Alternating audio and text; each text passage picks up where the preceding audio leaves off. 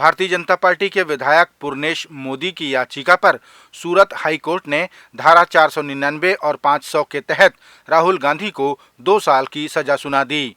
साथ ही उन्हें 30 दिन की मोहलत भी दी। कोर्ट के इस फरमान से देश की राजनीति में बवाल मच गया और कांग्रेस पार्टी के नेता सड़क पर प्रदर्शन करने में लग गए। छत्तीसगढ़ के मुख्यमंत्री भूपेश बघेल ने इस मामले में कहा कि जमानत ले ली गई है, आगे भी लड़ाई जारी रहेगी। उन्होंने व्यक्तिगत सूचिता खत्म होने की बात कही। इसमें जमानत भी ले ली गई है और आगे इसको लड़ाई लड़ी जाएगी। लेकिन आज जो राजनीति है, जिसमें राजनीतिक सूचिता खत्म हो गई है, जिस प्रकार से भारतीय जनता पार्टी के लोग अभी राहुल जी को मीर जाफर तक उन्होंने कहा, राजनीतिक विचारधारा अलग अलग हो सकते हैं, राजनीतिक लड़ाइयाँ भी हो सकती है, और लेकिन व्यक्तिगत रूप से जो एक दूसरे प्रति सम्मान के भाव थे, जो सूचिता थी, वो समाप्त हो गया है। राजस्थान के मुख्यमंत्री अशोक गहलोत ने कोर्ट की इस कार्रवाई को लेकर कहा कि अब लोकतंत्र खतरे में है। डेमोक्रेसी के हालात जो देख रहे हैं, क्या हो रहा है डेमोक्रेसी को लेकर, लोकतंत्र खतरे में क्यों कह रहे हैं। आज जुडिशरी पे दबाव है, इलेक्शन कमीशन दबाव है, ED, income tax, CBI, premier agency हमारी है, उनकी क्रेडिबिलिटी बहुत बड़ी रहती थी। उसका दुरुपयोग हो रहा है, जम करके हो रहा है। तो ऐसा माहौल बनता है तो ऐसे फैसले होते हैं, हर फैसला प्रभावित होते होता है। वही माहौल बन गया। और राहुल गांधी जी के ये जो कमेंट है, ये तो पॉलिटिकल कमेंट चलते रहते हैं।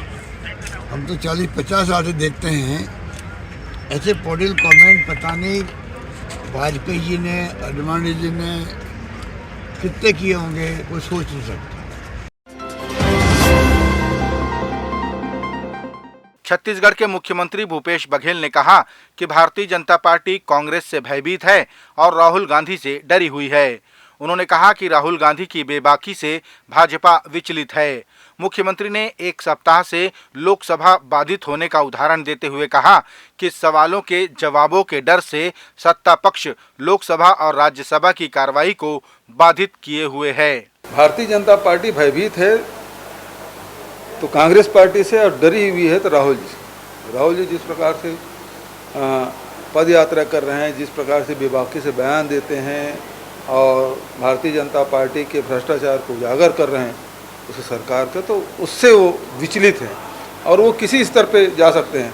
अभी पिछले एक सप्ताह से आप देखेंगे कि लोकसभा बाधित है। पहले तो ये होता था विपक्ष किसी मांग को लेकर अड़ते थे और लोकसभा बाधित होता था, राज्यसभा बाधित होता था। लेकिन ये पहली बार है कि सत्ताधारी भारतीय जनता पार्टी लोकसभा राज्यसभा दोनों नहीं चलने दे रहे हैं। बस्तर में सीआरपीएफ के कार्यक्रम शहीद दिवस में देश के गृह मंत्री अमित शाह शामिल होंगे। इस दौरान उनके साथ सीआरपीएफ की 75 जाबाज महिला कमांडो भी शिरकत करेंगी। ये महिला कमांडो दिल्ली से बाइक पर सवार होकर बस्तर पहुंची हैं। इन महिला कमांडो के कोंडागांव जिले के केशकाल पहुंचने पर उनका फूल बरसाकर जोशीला स्वागत किया गया और भारत माता की जय के नारे लगाए गए। भारत माता की जय! भारत माता की जय! भारत माता की जय! भारत माता की जय! भारत माता की जय! छत्तीसगढ़ के मुख्यमंत्री भूपेश बघेल ने आरोप लगाया कि संवैधानिक संस्थाओं पर दबाव बनाकर डराने का प्रयास केंद्र सरकार कर रही है। उन्होंने राहुल गांधी के मामले को लेकर कहा कि ये अडानी के मामले से ध्यान डाइवर्ट कराने की साजिश है। मुख्यमंत्री भूपेश बघेल ने कहा कि केंद्र सरकार के निशाने पर विपक्षी दल और उनके खिलाफ बोलने या लिखने वाले मीडिया समूह भी हैं। कोई भी जितने भी भारत में संवैधानिक संस्थाएं बनी हुई है, उसको डराने का काम, उसके प्रभाव लाने का काम, दबाने का काम लगातार केंद्र सरकार कर रही है। जिस प्रकार से रिजिजू जी का बयान आया और भी जिस प्रकार से बयान आ रहे हैं, तो हम लोग देख रहे हैं कि सबको दबाने की कोशिश। अभी बीबीसी पे जिस प्रकार से सेंट्रल एजेंसी छापा पड़ा, एक उदाहरण है कि आप यदि हमारे खिलाफ लिखेंगे तो आपके ऑफिस में, आपके कार्यालय में, आपके लोगों के यहाँ सेंट्रल एजेंसी भेज देंगे। तो इस प्रकार से मीडिया को भी दबाने की कोशिश है, हमारे जुडिशरी को दबाने की कोशिश है, उसको प्रभावित करने की कोशिश। प्रदेश के पूर्व मुख्यमंत्री डॉक्टर रमन सिंह ने राहुल गांधी के खिलाफ न्यायालय द्वारा सुनाए गए फैसले को नजीर कहा। उन्होंने कहा कि बड़बोलेपन के कारण देश के प्रधानमंत्री को लेकर बार बार हल्की टिप्पणियां करना उचित नहीं है। उन्होंने न्यायालय के इस फैसले को राजनीतिक शुचिता को कायम रखने वाला फैसला कहा। और जहाँ तक सवाल है प्रधानमंत्री पद की गरिमा और सम्मान का, तो पद व्यक्ति को लेकर नहीं होता, देश की गरिमा को बढ़ाने वाला प्रधानमंत्री का पद होता है। और प्रधानमंत्री जी के लिए जब इस प्रकार की बातें बोली जाती है तो निश्चित रूप से उसके खिलाफ मानहानि का दावा और केस चलेगा ही। और उसका नतीजा भी आज निकला है कि जो बड़बोलेपन बार बार दिखाते रहे हैं, हर जगह प्रधानमंत्री के लिए हल्के कमेंट करते रहे हैं, तो ये राहुल गांधी जी के उस वक्तव्य का, जिसमें मोदी जी के लिए भद्दा कमेंट किया था, आज न्यायालय ने फैसला दे दिया है। और फैसला छोटा मोटा फैसला नहीं, ये फैसला सबक सिखाने वाला है।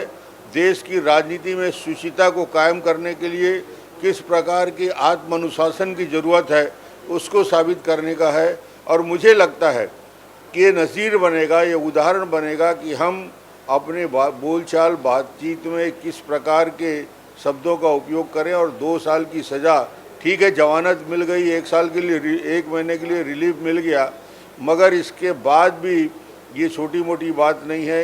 ये पूरे देश के राजनीति का एक ऐसा फैसला है जो लोगों को सचेत भी करेगा, सावधान भी करेगा। और प्रधानमंत्री की जैसे पद की गरिमा को कायम रखने का कर्तव्य और दायित्व हमारा है, उसका निर्वहन भी करने में सहायक होगा। छत्तीसगढ़ में स्थापित उद्योगों द्वारा CSR मद में किए गए जन कल्याण के कार्यों की जानकारी देने में सरकार के उद्योग मंत्री असफल रहे। ये बातें सदन के बाहर विधायक धर्मजीत सिंह ने कही। उन्होंने कहा कि ये बड़े दुर्भाग्य की बात है कि जिस राज्य की जमीन पर यहाँ के पानी और बिजली का उपयोग कर उद्योगपति करोड़ों कमाते हैं, उन्हें जन कल्याण के कार्यों को भी करना होता है, जिसकी जानकारी ही सरकार के पास नहीं है। CSR का मद छत्तीसगढ़ में लगे उद्योग जो यहाँ की ज़मीन पर हैं, यहाँ के पानी को लेते हैं, यहाँ का बिजली लेते हैं, यहाँ का कोयला लेते हैं, जल लेते हैं और यहाँ उद्योग में करोड़ों रुपए कमा करके बाहर भेज देते हैं, उनका ये दायित्व है कि वो समाज कल्याण के लिए, लोकल जो प्रभावित इलाके हैं उनके विकास के लिए खर्च करें। लेकिन उन्होंने कोई जानकारी सरकार की तरफ से नहीं दी है और न ही सरकार का उसमें नियंत्रण होना बताया है। ये बहुत दुर्भाग्यजनक है, क्योंकि CSR का मद छत्तीसगढ़ के गांव में उन लोगों को देना चाहिए जो अब प्रभावित हुए हैं, जिनका खेत गया है, जिनके गांव में नुकसान हो रहा है, जो प्रदूषण झेल रहे हैं, जो तकलीफ़ें उठा रहे हैं, उनके लिए CSR का मद कल्याणकारी कार्यक्रमों में खर्च करने के लिए होता है। छत्तीसगढ़ स्कूल मध्याह्न भोजन रसोइया संघ की हड़ताल आज चौथे दिन भी जारी रही। अपने वेतन विसंगति के आरोप और अपने मानदेय को कलेक्टर दर पर कराए जाने की मांग को लेकर रसोइया संघ का प्रदर्शन जारी रहा। संघ की कार्यकारी अध्यक्ष नीलू ओगरे ने बताया कि हमें 300 रुपये अतिरिक्त नहीं चाहिए, हमें तो कलेक्टर दर चाहिए और सरकार जब तक इसकी घोषणा नहीं करती तब तक उनका ये आंदोलन जारी रहेगा। हमारा चौथा दिवस है मध्याह्न भोजन रसोइया संघ के। हमार मांग है मात्र कलेक्टर दर, जो जन घोषणा पत्र में हमारे मुख्यमंत्री जी कहेरी से कि मोर सरकार आही, गंगा जल के कसम खा के मोर सरकार आही तो मैं कलेक्टर दर दूँ की से, मगर अभी तक से दे नहीं है। आज हमार वादा निभाव रही है। छत्तीसगढ़ के पूर्व वन मंत्री महेश गागड़ा ने राज्य में हाथियों के संरक्षण को लेकर सरकार के कार्यों की जानकारी मांगते हुए सरकार का जन घोषणा पत्र भी साझा किया था। उन्होंने बताया कि सरकार ने ऐसी किसी भी घोषणा से इनकार करते हुए जवाब नहीं दिया। इस पर उन्होंने कहा कि समय व स्थान बता दें, वे स्वयं घोषणा पत्र की प्रति लेकर पहुंच जाएंगे। आपने सीधे तौर पर बहिराज परियोजना का कांग्रेस के जन घोषणा पत्र में होना से इनकार कर दिया। इससे साबित होता है कि कांग्रेस की सरकार ने और कांग्रेस ने जिस तरह से जनता से मिलकर गंगा जल कसम खा के जो जन घोषणा पत्र बनाया था और जिस तरह से लगातार नकारते आ रहे हैं, उसी नकारा में आपने गजराज परियोजना के लिए भी आपने नकार दिया। इससे साबित होता है कि कांग्रेस सरकार के मंत्री, मुख्यमंत्री कांग्रेस के घोषणा पत्र से कोई सरोकार नहीं रखते हैं या फिर उस घोषणा पत्र से कोई ताल्लुकात नहीं रखते हैं, लगातार जनता से झूठ बोल रहे हैं। मैं माननीय महोदय जी से अपेक्षा करता हूं कि आप मुझे समय, तिथि या स्थान बता दीजिए। मैं व्यक्तिगत रूप से आपसे मिलना भी चाहूँगा और कांग्रेस के घोषणा पत्र सहित आपसे मुलाकात करना भी चाहूँगा। छत्तीसगढ़ के पूर्व मुख्यमंत्री डॉक्टर रमन सिंह ने कहा कि भारतीय जनता पार्टी राहुल गांधी और कांग्रेस से क्यों डरने लगी। उन्होंने सूरत हाईकोर्ट के फैसले पर प्रतिक्रिया व्यक्त करते हुए कहा कि देश के चुने हुए सर्वोच्च पद के जनप्रतिनिधि के खिलाफ अनर्गल टिप्पणी करने का एक सबक है यह निर्णय। जब कमेंट्स होते हैं, जब प्रधानमंत्री की पद की गरिमा खंडित की जाती है, तो फिर राहुल गांधी और राहुल गांधी के समर्थक आज जो बड़ी बड़ी बात कर रहे हैं, उनकी पद और गरिमा की बात कर रहे हैं, तो प्रधानमंत्री पद की गरिमा के खिलाफ जिस प्रकार कमेंट राहुल गांधी लगातार करते रहे हैं, उसके लिए एक सबक होगा। भूपेश जी कह रहे हैं कि भारतीय जनता पार्टी राहुल गांधी से क्यों डरेगी। पूरे हिंदुस्तान में राहुल के नेतृत्व में कांग्रेस का सफाया हो चुका है। जहाँ जहाँ राहुल जाते हैं, पार्टी वहाँ पराजित होती है। वो अपना अस्तित्व बचाने में लगे हैं, कांग्रेस पार्टी अपना अस्तित्व बचाने में लगी हुई है। कांग्रेस के राष्ट्रीय नेता राहुल गांधी के खिलाफ सजा का फैसला आते ही कांग्रेस केंद्र सरकार पर हमलावर हो गई है। छत्तीसगढ़ के खाद्य मंत्री अमरजीत भगत ने कहा कि ये इमरजेंसी जैसे हालात प्रतीत हो रहे हैं। उन्होंने कहा कि देश के अरबों रुपए लेकर फरार होने वालों पर कार्रवाई नहीं, लेकिन प्रजातंत्र की व्यवस्था के खिलाफ कुछ बोलने पर इतनी बड़ी कार्रवाई समझ से परे है। हिंदुस्तान में बैंक का कोई गड़बड़ी करके विदेश भागे और भारतीय प्रजातांत्रिक व्यवस्था में अगर कोई बोले और उसको सजा हो जाए, तो ये तो समझ से परे है। लेकिन हम इसके खिलाफ अब कोर्ट से जमानत भी मिल गया है और मिलेगा, नहीं मिलेगा तो सुप्रीम कोर्ट जाएंगे इसमें।